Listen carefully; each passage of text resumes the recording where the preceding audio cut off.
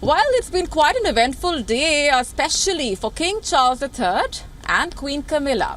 And speaking of which, what do we really know about the new Queen? Well, she's been labelled a variety of names earlier. Of course, now she is the Queen of Britain. But what else do you know about her? Different labels have been used, like I said, to describe her as well. The other woman, a homewrecker, and someone who earlier destroyed a modern fairy tale. Also someone who lived in Princess Diana's shadow. But is that all there is to her? Maybe not. Our next report getting you the complete story. May thy servant Camilla Parker Bowles is now the Queen of the United Kingdom. It was once virtually unthinkable. But time has softened the way Camilla was judged. Slowly but steadily, she seems to have quietly won the PR war. This is how the story begins.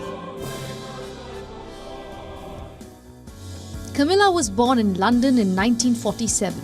Her father was Vice Lieutenant of East Sussex. Her mother came from the aristocratic and wealthy Cubitt family.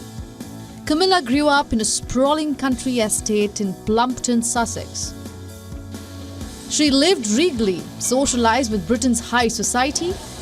Camilla first attended the Dumbrell School in Sussex. Later, she went to the fashionable all-girls boarding school, Queen's Gate in South Kensington. There she acquired the nickname Milla. According to her fellow mates, 10-year-old Milla would waltz into a class. She would grandly order other children to bow before her. She would boast that her great-grandmother, Alice Keppel, was King Edward VII's lover. Camilla used to proclaim, "We are practically royalty." She wasn't always the warm and elegant lady we know her to be. She was described to be as a tomboy. She was said to possess a boisterous sense of humor and utter lack of self-consciousness. A cheerful girl with a lust for life. This made her a favorite among the boys. She climbed onto roofs for cigarettes, so the stories go. Camilla left Queen's Gate at the age of 16 with only one O-level to her name, a love for reading and some great fencing skills. She then attended a finishing school in Switzerland and travelled to France to study French literature. Then she returned to London and worked briefly as a receptionist at a Mayfair-based decorating firm.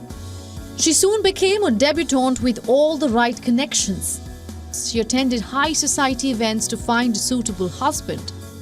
Prince Charles was Britain's most eligible bachelor, but both hadn't crossed paths yet. Camilla met Andrew Parker Bowles first. It was at a party in 1965. He was an officer in the Royal Horse Guards. The pair dated on and off. He frustrated her by playing the field and dating other women. Reports vary slightly, but it is largely believed that it was in the summer of 1970 when a 24-year-old Camilla first met Prince Charles. Where?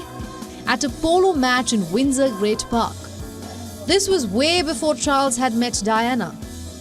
Camilla introduced herself with the immortal line, "My great-grandmother was the mistress of your great-grandfather. So how about it?" Charles was smitten. In the autumn of 1972, romance blossomed at Broadlands. The lovebirds spent time together at the Mountbatten family home in Hampshire, but their hopes of marriage were dashed, courtesy the royal family's conservative rules that conveniently applied to only women. Bedded cannot be wedded. Now Charles knew that his parents would not approve of the relationship. Camilla's background, while well-to-do, was not sufficiently aristocratic, and of course she had what they described as history. The prince joined the Royal Navy and set sail for the Caribbean. And Camilla moved on. She rekindled her relationship with Andrew Parker Bowles. The charming officer won Camilla's hand. They got married on July 4th in 1973. The Bowles had 2 children, Tom in 1975 and Laura in 1979. But Camilla was not entirely over a darling prince.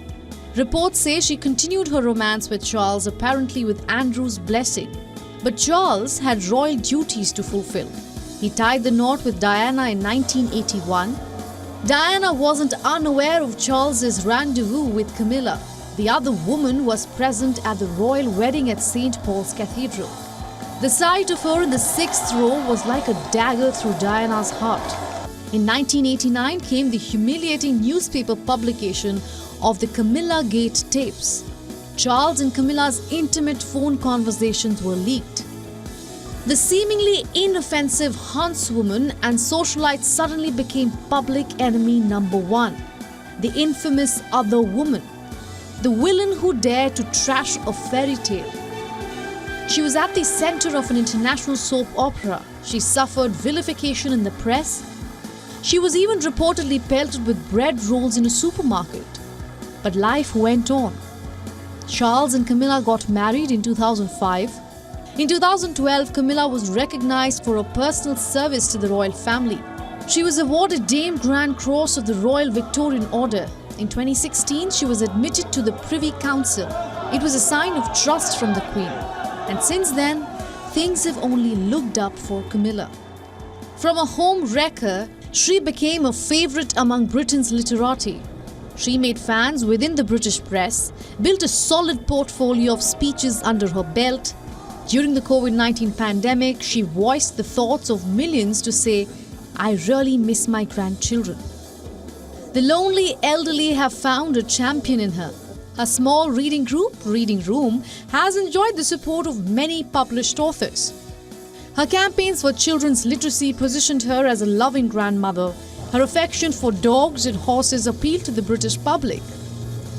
You see, from being rejected by Queen Elizabeth to sitting with her in a Diamond Jubilee carriage procession, from being the other woman in a marriage to becoming the Queen, Camilla has come a long way.